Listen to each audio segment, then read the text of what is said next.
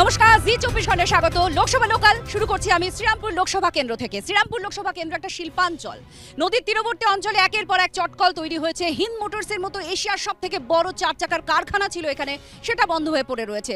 বেহাল অবস্থা চটকলগুলোর, আর তার প্রভাব পড়েছে আর্থ সামাজিকভাবে এই অঞ্চলে। এখানকার সাংসদ তিনবার কল্যাণ বন্দ্যোপাধ্যায় তিনি হয়েছেন, তিনি এবারেও প্রার্থী। তার কাছ থেকে আশা প্রত্যাশা কি চাওয়া পাওয়া রয়েছে, আদৌ কি তিনি ফুলফিল করতে পেরেছেন এই এলাকার সমস্যা, এগুলোই আমরা জানবো। আর তার সঙ্গে সঙ্গে রয়েছে বিরোধীদের হাজারো গন্ডা অভিযোগ। আর খুব ইন্টারেস্টিং, এখানে জাঙ্গিপাড়ার মতো একটি বিধানসভা যুক্ত রয়েছে। এই বিধানসভায় রয়েছে ফুরফুরা শরীফ, যার পীরজাদা হচ্ছে নওশাদ সিদ্দিকী। আইএসএফ প্রার্থী দিয়েছে, আবার বামেরাও প্রার্থী দিয়েছে। আর এই ভোট কাটাকাটির জায়গায় কারা লাভের গুড়টা খেয়ে চলে যাবে সেটাও কিন্তু দেখার। তো এই মুহূর্তে আমার সঙ্গে রয়েছেন শ্রীরামপুরের বহু মানুষজন, যারা তাদের বক্তব্য জানাবেন, তারা কি পেয়েছেন আর পাননি সেগুলোর একটু হিসেব নিকেশ আমরা একটু ঝালিয়ে নিতে চাই তাদের কাছ থেকে ভোটের ঠিক মুখে। এবং বিভিন্ন দলের প্রতিনিধিরাও আমাদের সঙ্গে রয়েছে। তৃণমূল কংগ্রেস শাসক দল, তাদের অনেক কিছু হিসেব দিতে হবে। তিনবারের সাংসদ তারা। এখান থেকে নেক্সট আবার দাঁড়িয়েছেন কল্যাণ বন্দ্যোপাধ্যায়। তো কি রয়েছে তাদের বক্তব্য শুনবো। আর রয়েছেন আইএসএফ এর সদস্যরা, ফুরফুরা শরীফ এখানে রয়েছে। ভোট একটা বড় প্রভাব ফেলতে পারে, তারা প্রার্থীও দিয়েছেন। এবং তাদের জোট সঙ্গী হিসেবে যাদেরকে ধরেছিলেন বামেরা, যারা নিজেরাও প্রার্থী দিয়েছেন, অনেক আগে দিয়েছেন তারা অবশ্য, তারাও আমাদের সঙ্গে আছেন। আর বিজেপি, যারা বারবার বিভিন্ন জায়গায় প্রতি ক্ষেত্রে শাসক দলকে কাঠগড়ায় তুলেছে। তো প্রথমে আমি তৃণমূল কংগ্রেসকে দিয়েই শুরু করব। একের পর এক চটকল বন্ধ হয়েছে, হিন্দ মোটরসের মতো কারখানা সেটা বন্ধ হয়ে পড়ে রয়েছে। একজন সাংসদ 3বার আপনারা জিতিয়ে নিয়ে গেছেন লোকসভায়, কি দিয়েছেন? হিন্দ মোটর বন্ধ হয়েছে সেটা তৃণমূল ক্ষমতায় আসার আগে, তৃণমূল কংগ্রেস ক্ষমতায় আসার আগে 2014 সালে মেবি একেবারে ক্লোজড হয়ে যায়। 2014 সালের আগেও 2007 সাল থেকে সেটা শিখ ইন্ডাস্ট্রি হিসাবে ঘোষণা করা হয়েছিল। তারপর অনুসারী শিল্পগুলোকে সেখানে তৈরি করার প্রবণতা, উদ্যোগ, এবং সেখানে দেখেছেন যে অনেকগুলো অনুসারী শিল্প পরবর্তীকালে সেই হিন্দ মোটরের ছোট ছোট ইউনিটে চালু করার একটা সরকার তার চেষ্টা করেছে এবং সেটাকে বাস্তবায়িত করার পক্ষে।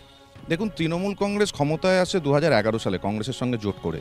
আর মমতা বন্দ্যোপাধ্যায়ের ক্ষমতায় আসার এপিসেন্টার ছিল এই হুগলি জেলার সিঙ্গুর। আমরা জানি কিভাবে একটা তৈরি হয়ে যাওয়া শিল্প টাটাদের ন্যানো কারখানাকে ধ্বংস করে মুখ্যমন্ত্রী হয়েছিলেন মমতা বন্দ্যোপাধ্যায়, এবং সে সময় কংগ্রেসের সঙ্গে জোট ছিল। তারপর আমাদের মুখ্যমন্ত্রী একাধিকবার বিজনেস সাবমিট করেছে, এবং যখনই নির্বাচন এসছে কখনো ডবল চাকরির কথা বলেছেন, কখনো। আপনারা কি করেছেন? একটা হিন্দ মোটরস কারখানা, এত বড় একটা কারখানা খোলার পেছনে দুই সরকারেরই সমান ভূমিকা থাকা দরকার। না, 2011 সালে পর সম্পূর্ণভাবে ক্লোজ হয়েছে হিন্দ মোটর ফ্যাক্টরি, এবং এটা বাম জামানা থেকেই যে 50,000 কলকারখানা বন্ধ হয়েছিল তখন থেকে এই কারখানাটা ঢুকতে শুরু করে। বাম জামানাকে কেন দায়ী করা হচ্ছে? এত কারখানা, এত চটকল পরপর এখনো তো বন্ধ হয়ে যাচ্ছে, আপনারা কি বলছেন? প্রথমেই বলি যে বাম জমানায় যে 50,000 কলকারখানা বন্ধের কথা আমার বিজয়ী বন্ধু বলছে, তাকে নামের তালিকা দিতে হবে কি কি 50,000 কলকারখানা বন্ধ হয়েছে, প্রথম কথা। কেন খুলছে না কেন কারখানা? অবশ্যই। দ্বিতীয় কথা হচ্ছে যে আমার তৃণমূল বন্ধু যে কথাটা বললেন, আজকে হিন্দ মোটরে কারখানা যে বন্ধ হয়েছে সেটা 2014 সালে পুরোপুরি বন্ধ হয়েছে। অবশ্যই এই দায়িত্ব বর্তমান সরকারকে নিতে হবে, 1 নম্বর কথা। 2 নম্বর কথা হচ্ছে, আপনাদের সাংসদ তো সেই সময় ছিলেন পার্লামেন্টে। না, 2014 সালে আমাদের সাংসদ শ্রীরামপুর লোকসভায় পার্লামেন্টে আমাদের সাংসদ ছিলেন। কিন্তু বামেদের সাংসদ ছিল, কিন্তু যেহেতু শ্রীরামপুর লোকসভাকে কেন্দ্র করে কথা হচ্ছে, তাই আমাদের উল্টো দিক থেকে দাবি বা প্রশ্ন যে কল্যাণ বন্দ্যোপাধ্যায় এখানে যে এতদিন এমপি ছিলেন, তিনি এই হিন্দ মোটর কারখানা পুনরুজ্জীবনের জন্য তিনি সংসদে কি প্রশ্ন রেখেছেন, প্রথমত কথা। আপনাদের সঙ্গে কখনো, এই শ্রমিকদের সঙ্গে কখনো বসেছেন তিনি? না, আমাদের শ্রমিকদের সঙ্গে তিনি বসেছেন কিনা সেটা বড় কথা নয়, কিন্তু কথাটা হচ্ছে যে তিনি কি প্রশ্ন রেখেছেন একজন সাংসদ হিসেবে। দ্বিতীয় কথা, আমার বিজয়ী বন্ধুকে আমার কথা, যে কেন্দ্রে তারা ক্ষমতায় রয়েছে, আজকে হয়ে গেল 2 টার্ম, মানে 10 বছর। তারা হুগলি জেলা শুধু হিন্দ মোটর নয়, যে সিঙ্গুরের কথা আমার বিজয়ী বন্ধু বললো, সিঙ্গুরে যখন শিল্পায়ন বিরোধী ধ্বংসাত্মক আন্দোলন মমতা ব্যানার্জি করেছিলেন, তখন আমরা দেখেছি রাজনাথ সিং থেকে শুরু করে লকেট চ্যাটার্জি থেকে শুরু করে শুভেন্দু থেকে শুরু করে তারা তৃণমূলের সঙ্গে ছিল, আজকে তারা বিজেপিতে। সুতরাং সিঙ্গুরের শিল্পায়ন বন্ধের কথা বিজেপির মুখে বানায় না। আমি একটু আইএসএফ এর কাছে যাব। আচ্ছা, ভোট ব্যাংকের রাজনীতি, সেই রাজনীতিতে আপনারা নেমেছেন। এই ভোট ব্যাংকের রাজনীতিতে আপনারা প্রার্থী দিলেন কেন, যেখানে বামেরা প্রার্থী দিয়ে দিয়েছে? এবং বিকাশ রঞ্জন বাবু, তিনি তো খুব আক্ষেপ ঝরে পড়েছে এবং আপনাদের বলা হয়েছে অপরিপক্কতার কাজ করেছেন।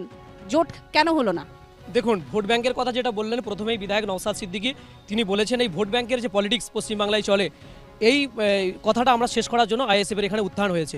ভোট ব্যাংক বলে কিছু শব্দ হবে না, প্রত্যেকটা ভারতবর্ষের নাগরিকের সাংবিধানিক অধিকার রয়েছে, মৌলিক। আপনারা মানুষের কাছে কি বলছেন ভোট যখন চাইতে যায়? অবশ্যই মানুষের কাছে যে বিকাশ রঞ্জন বাবুর কথা বললেন না, আমরা তাদের মতো এই সমস্ত শব্দগুলো ব্যবহার করতে পারি না, কিন্তু কারা অপরিপক্ক সেটা তাদের কাজে বাস্তবায়িত হয়েছে। কারণ তারা আগে যখন 8টা কেন্দ্রে প্রার্থী ঘোষণা করেছিল, তারা আইএসএফের সঙ্গে কতটা আলোচনা করেছিল সেটা আগে জানতে হবে। আইএসএফের সঙ্গে আলোচনা হয়নি?